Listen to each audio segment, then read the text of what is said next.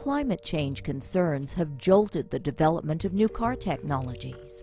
The drive to change is propelling Canada to the forefront of fuel cells, a technology that will revolutionize how the world travels on wheels.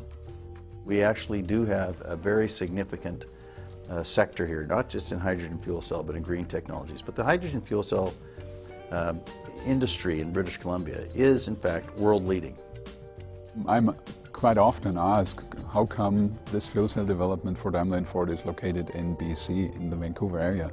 There's a very simple reason. Vancouver is the cradle of the fuel cell technology since many, many years.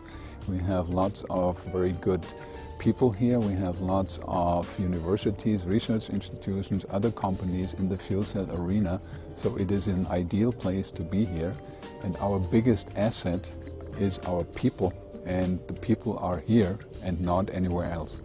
To date, Canadian fuel cell technology has powered over 150 cars and 50 buses that have traveled over 6 million kilometers. Hybrids and plug-in hybrids are very good technologies, but they still require gasoline or diesel and are therefore not zero emission. Battery electric vehicles are excellent in terms of efficiency, but they have a problem with the range and the recharge times. Hydrogen fuel cells, on the other hand, have the big advantage that they are zero emission, they are pure electric drive vehicles, but because of the hydrogen, you can refill them like you refill your car with gasoline, and you don't have a range problem.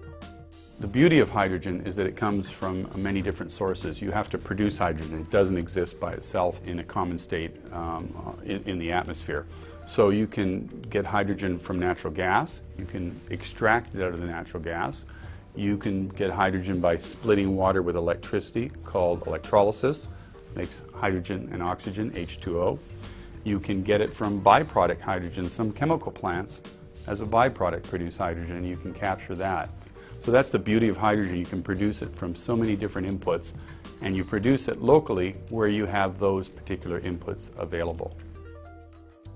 Since 2005, the Vancouver Fuel Cell Vehicle Program, a joint initiative between the BC and federal governments and industry, have demonstrated 5 Ford Focus fuel cell vehicles in the Vancouver and Victoria area.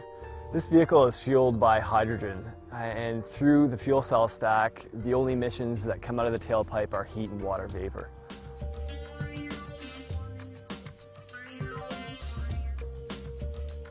This car is a lot of fun to drive. It's really quite peppy. It has that constant acceleration and quite a bit of power.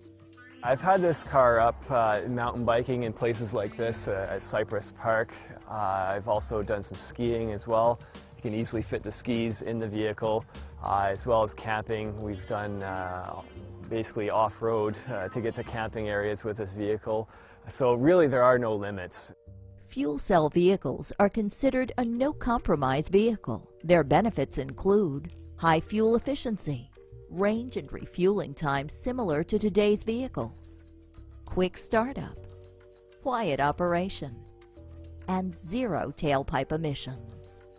In terms of greenhouse gas emissions, every fuel cell electric vehicle we put on the road using hydrogen derived from natural gas will reduce greenhouse gas emissions by 50%.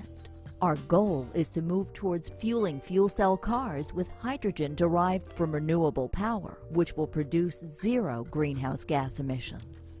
All the major car companies are committed to make fuel cells a commercial technology in the 2015 timeframe. In fact, that was just confirmed by a letter of understanding signed by 7 car companies in Germany a few weeks ago. They not only will be cost competitive, they must be cost competitive because otherwise people won't buy the cars. The early infrastructure is paramount to get things going with these vehicles, and really to assess the various stations and the access that we have is a very important part. And we have few places in the world really that have an infrastructure that we have here, so it's really helped the program quite a bit. The issue of climate change is not sort of a passing political phase. It's not something that next year we won't be able to deal with it. It is a critical component of our economic activities in the years ahead. It's very difficult, I think, for some people to see how long it takes to actually develop a new technology. But it's also amazing, once the technology commercializes and moves, how quickly it can transform our societies.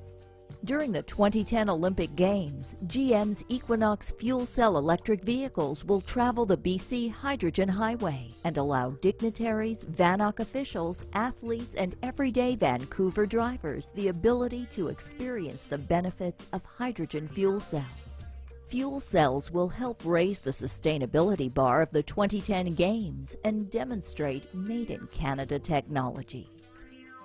Join us on the road to a zero-emissions future.